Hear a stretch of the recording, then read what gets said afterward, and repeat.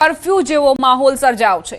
Overtake करवा बाबते युवकनी हत्या निपजाववामां आवी। नसीम सोसायटीना एक युवाने युवकनी हत्या करी।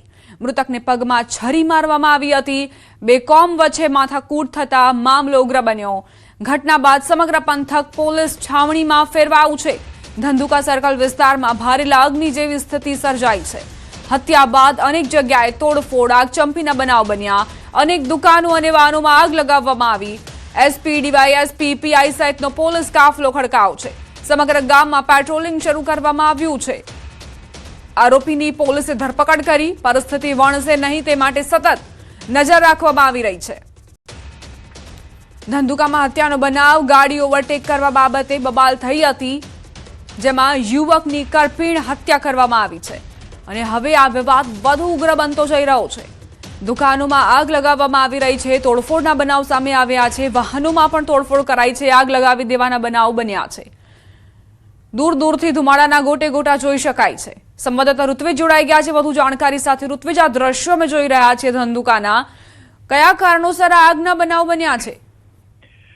जी दीपा, बात करिए तो धंधुकानी अंदर लगभग 1 वाग्यानी आसपास बे युवको छे तेओने बाइक वाहन ओवरटेक करवा मामले माथाकूट थई हती अने जोतजोतामां मारामारी थता जे आरोपी छे आरोपी द्वारा मृतकने पगना भागे छरी मारी देवामां आवी हती अने तेणे जे लोहीनुं प्रमाण वही गयुं हतुं એટલે વધારે પ્રમાણમાં લોહી વહી જતા તેનું મૃત્યુ નીપજ્યું હતું। જ્યારે સમગ્ર ઘટનાની જાણ જે લોકોને થઈ હતી ત્યારે મોટી સંખ્યામાં ટોળા એકત્રિત થઈ ગયા હતા અને જે જોતજોતાની અંદર આ પરિસ્થિતિ છે તે વણસી હતી અને કેટલીક દુકાનોની અંદર આગચંપી પણ કરવામાં આવી હતી। જો કે ઘટનાની ગંભીરતાને ધ્યાનમાં રાખીને સમગ્ર અમદાવાદ જિલ્લાની જે પોલીસ છે તે પોલીસ કાફલો ધંધુકાની અંદર ખડકી દેવામાં આવ્યો હતો। એસપી, ડીવાયએસપી, પીઆઈ સહિત મોટી સંખ્યામાં પોલીસ કાફલો હાલ ધંધુકા ગામમાં ખડકી દેવામાં આવ્યો છે અને સમગ્ર ધંધુકા ગામની અંદર હાલમાં પોલીસ દ્વારા પેટ્રોલિંગ કરવામાં આવી રહ્યું છે। ઉપરાંત સોશિયલ મીડિયાની ઉપર પણ કોઈ પણ પ્રકારની અફવા જોર ન પકડે અને માહોલ વણસે નહીં, પરિસ્થિતિ બગડે નહીં તે માટે પણ પોલીસ દ્વારા સતત નજર રાખવામાં આવી રહી છે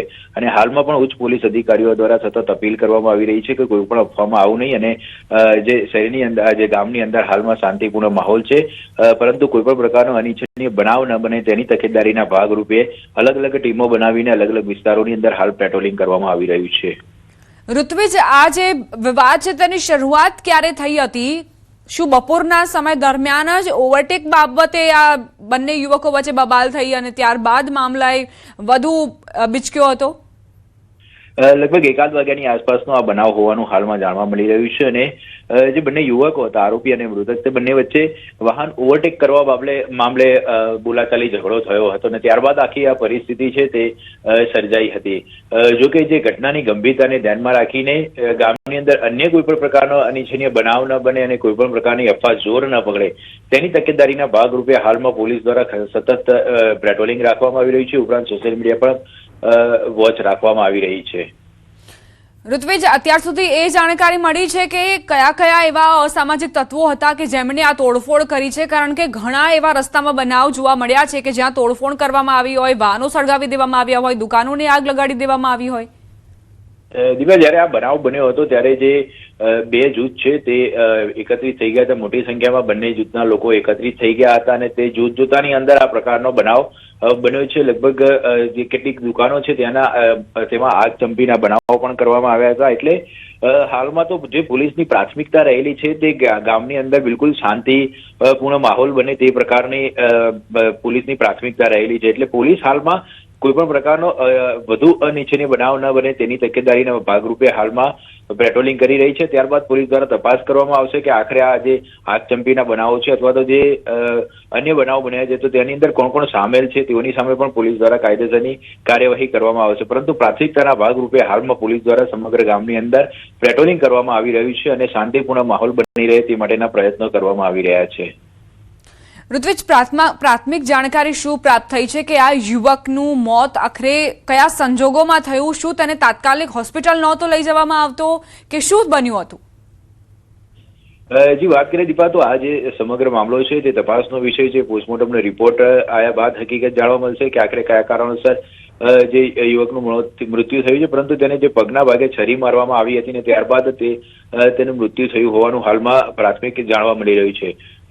જે સમગ્ર જે તપાસ છે હવે પોલીસ દ્વારા આ મામલે તપાસ કરવામાં આવશે.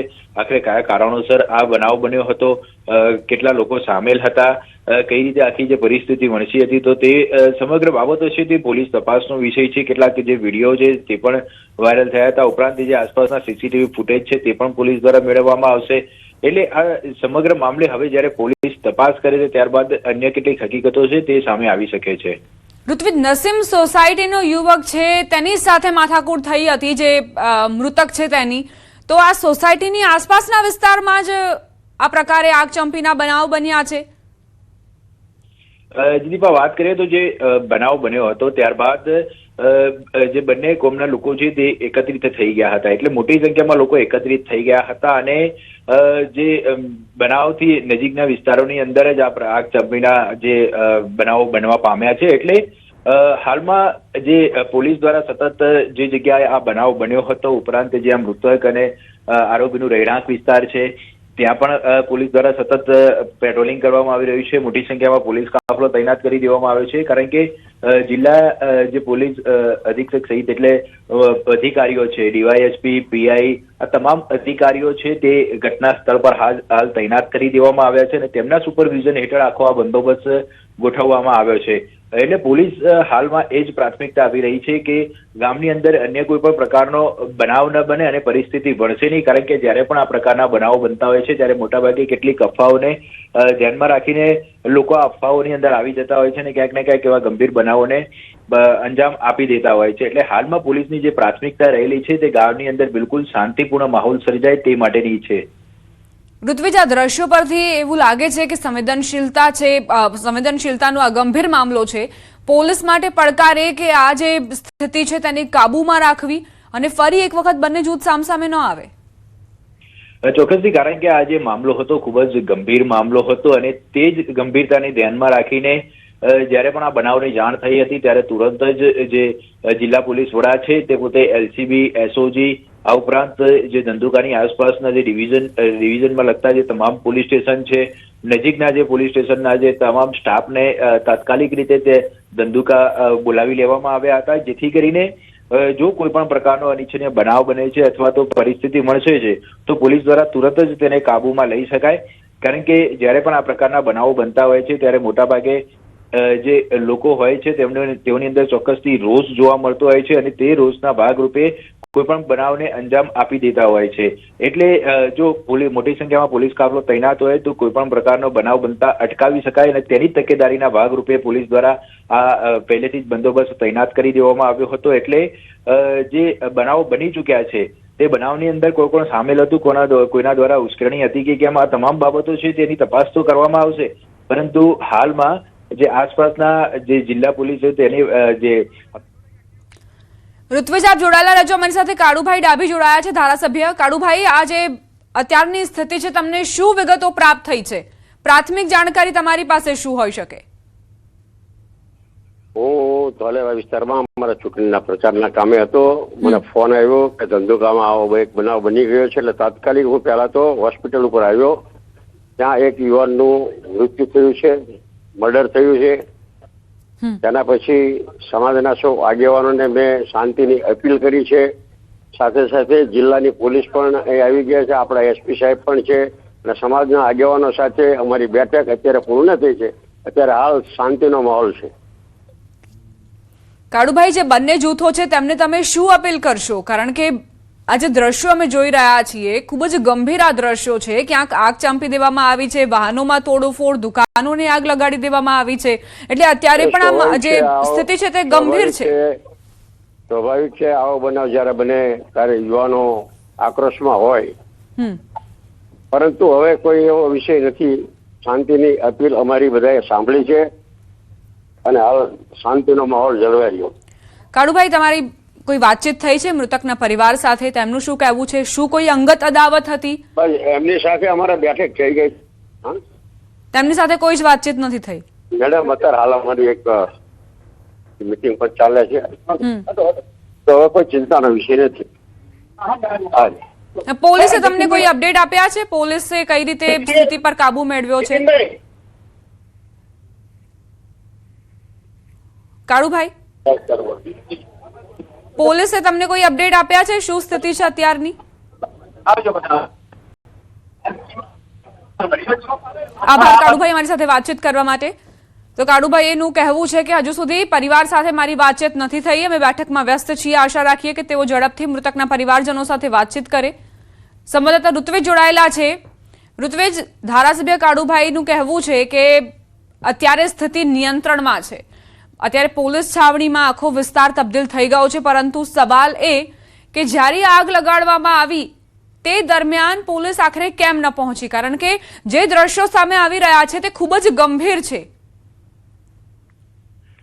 ચોક્કસ દીપા, જે લગભગ આ બનાવ છે બપોરે 1 વાગ્યાની આસપાસનો બનાવ હતો અને જ્યારે આ બનાવની જાણ ઉચ્ચ પોલીસ અધિકારીઓને કરવામાં આવી હતી ત્યારે તાત્કાલિક રીતે આસપાસના જે પોલીસ સ્ટેશનનો કાફલો છે તેઓનો જે સ્ટાફ છે તેઓને ઘટના સ્થળ પર પહોંચવા માટેની જાણ કરવામાં આવી હતી અને પોલીસ કાફલો પહોંચે તે પહેલા જ આ બનાવને અંજામ આપી દેવામાં આવ્યો હતો. જોકે જે સ્થાનિક પોલીસ છે તે સતત તેમના દ્વારા લોકોને અપીલ પણ કરવામાં આવી હતી આ પ્રકારના કોઈ પણ પ્રકારના ગંભીર બનાવોને અંજામ ન આપે તેની પણ ખાસ જાણ કરવામાં આવી હતી. જોકે આ જે બનાવ બની ગયો છે હવે પોલીસ દ્વારા તે અંગે કાયદેસરની કાર્યવાહી પણ કરવામાં આવશે, પરંતુ હાલમાં અન્ય કોઈ બનાવ ન બને તેની તકેદારીના ભાગરૂપે સમગ્ર જે ગામ છે તેમાં પોલીસ પેટ્રોલિંગ કરી રહી છે.